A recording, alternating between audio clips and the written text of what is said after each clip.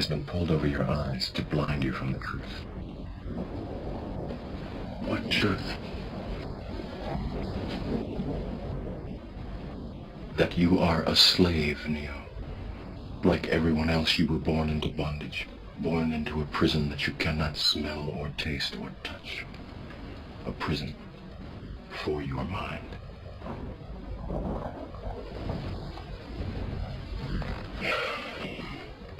Unfortunately, no one can be told what the Matrix is. You have to see it for yourself.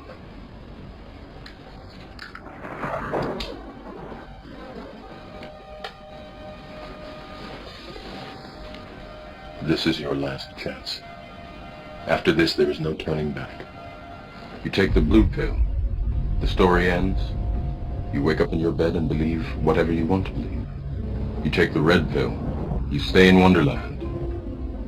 And I show you how deep the rabbit hole goes.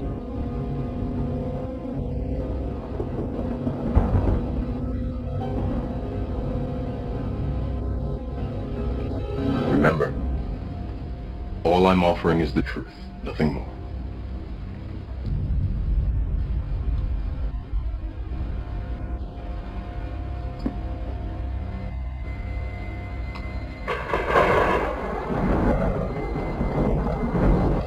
Follow me.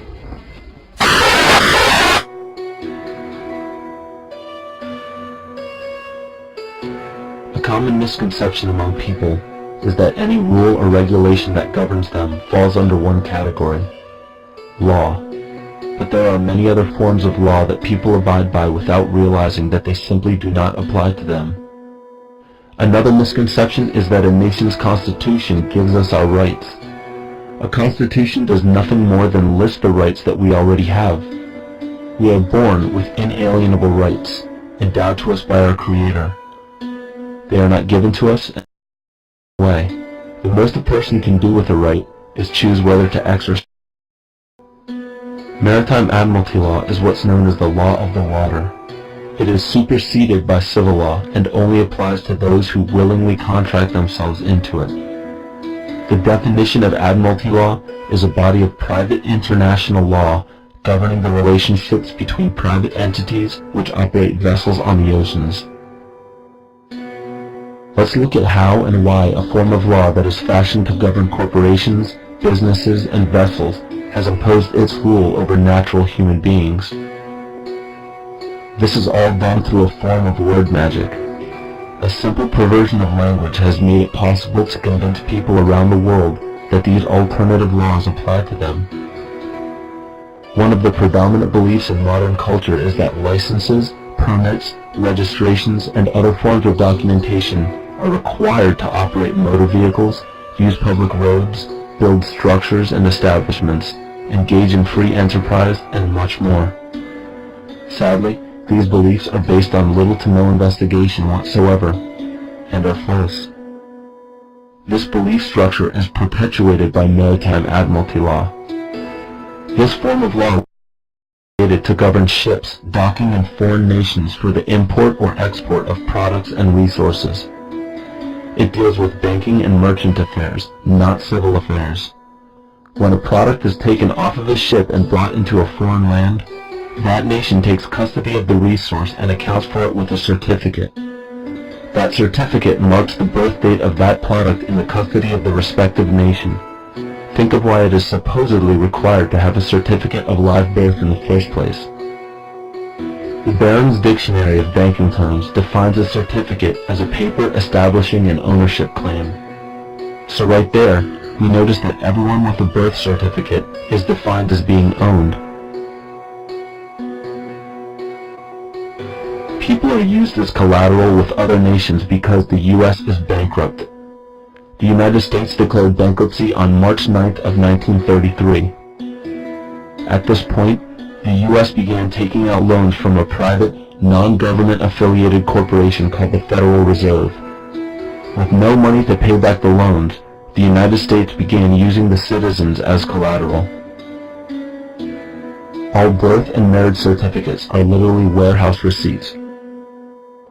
Just look at the similarities of warehouse receipts and birth certificates. Both document the date of issue,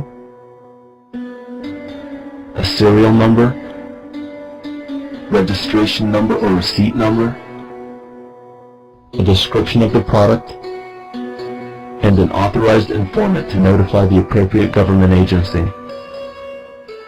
With all of this information being readily available, the majority of people are Admiralty law. This is possible through the manipulation of language. This Admiralty law changed the meaning of the word person from a natural living person to a corporation. Driver's licenses, vehicle registrations, auto insurance forms, building permits, gun permits, work permits, tax filing documents, birth and death certificates, traffic citations, and many other forms of documentation that were once believed to be absolutely necessary only apply to persons or corporations. Upon signing such a legal document, you are indirectly waiving your rights under the Constitution and lowering your status to that of a corporation that is created with the same exact name as you. The only way to reconcile your true name from the name of the corporation is to take notice that the corporation has its name in all capital letters. This is known as capitis diminutia maxima. You may take notice that your driver's license, birth certificate, social security card, insurance cards, and more use all capital letters to legally represent the corporation with your name, not you. The corporation is known as an artificial person, whereas you, the human being, are known as a natural person. This deception goes even deeper when it comes to the courts that we attend. When showing up to court, you will notice that there are seats for witnesses behind a wooden fence or barrier. The defendant must cross through the entrance to the other side of the barrier where the plaintiff and judge sit. This act symbolizes the boarding of a ship. At this time, business can be conducted in Maritime Admiralty law. The judge, acting as captain or banker, is responsible for settling the balance between the two sides. This is why there is always a monetary value involved in any court case. The captain is simply dealing with banking. Once the balance is paid, the case is closed. To turn the court case away from Admiralty law where your rights are not protected, you must avoid agreeing to represent the artificial person. This is done by stating that you are the natural person. You don't have a first or last name because those imply corporate title. In a court case, you may state that the court takes judicial notice of your Honor's oath of office. Every judge must office to practice law, yet you must make it clear to the court and the jury that the judge is acting as judge and not banker. Remember that you are a natural human being of the earth. You are not governed by anything but your own consciousness. Laws are created within a society. The society that created the laws we see being enforced today is called the Law Society. Yet the most beautiful part of this entire deception is the fact that we are not part of the Law Society, so their laws do not apply to us. Judges, lawyers, and law enforcement officers, they're all part of a society. Within that society, they've created their own language that's deceptively similar to English. They have these little things called statutes, acts, and regulations that seem like laws, but they really only apply to those within their society.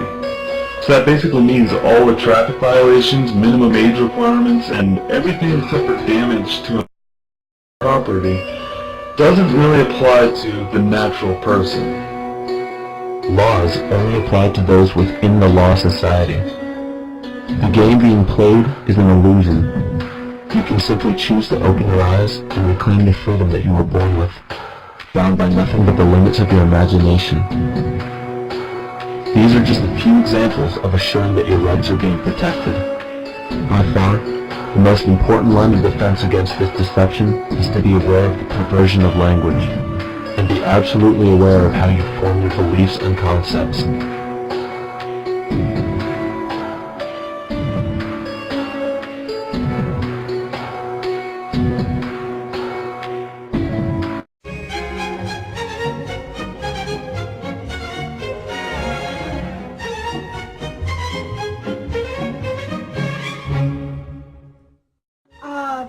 government. It loves you and wants to keep you safe and well. It even wants to make paying taxes, fines, and court costs easier for you. How? Well, you'll need to meet your Strawman.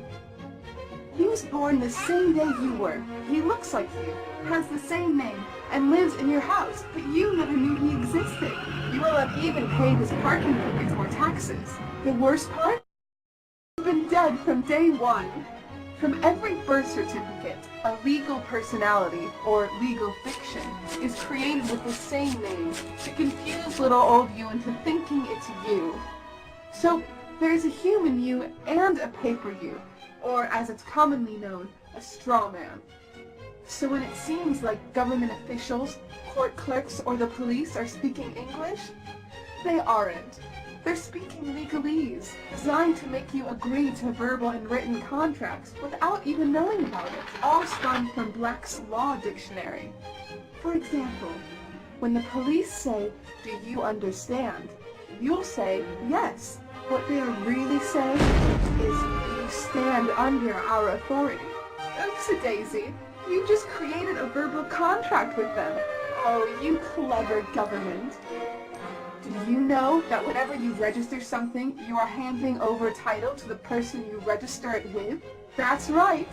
Whenever you register something with the government, they assume it belongs to them. Registered your car? Super! Now you are the registered keeper of your vehicle, and the government can crush it when you don't pay your, strawman's taxes. Expecting a new bundle of joy? Well then you need to register your little darling with a birth certificate. Then they can start the process all over again and create a new strawman for their little one. Isn't that great? So when Junior grows up, he'll be able to generate revenue just like you have. When you notify on your baby by signing the birth certificate, your child becomes a ward of state, and if the government doesn't like what you're doing, they'll assume it's okay to take the child away, or make new rules for things they don't like. Not enough school? Smacking your child? Shouting too loudly? Then it's off to... When you get a bill, it's sent to you, but belongs to your strawman, not you. That's why bills, fines, and summons start with Mr., Mrs., or Ms. Sometimes you'll see your surname in capitals, just like on a gravestone. That's because your strawman is dead, and just a silly piece of paper, created before you could comprehend or even consent to it. When you go to court, you represent your strawman, so you, the human, take on any costs, fees, taxes, and fines involved for the strawman. The human you doesn't even need to pay them. But you made a contract with the court by appearing on behalf of your legal personality or strawman, just like the government knew you would. Confused? Well, don't worry. The government doesn't want you to know anyway. If you knew, you'd stop paying things like council tax and parking tickets. Because when you go to court, you are representing your strawman. You are you, alive and made of flesh and blood. Your strawman, or legal personality, is a piece of paper created from your birth certificate. And you think it's you. What a silly Billy. Would you like to know more? Well then go over to tpuc.org. Get up, get informed, and get real.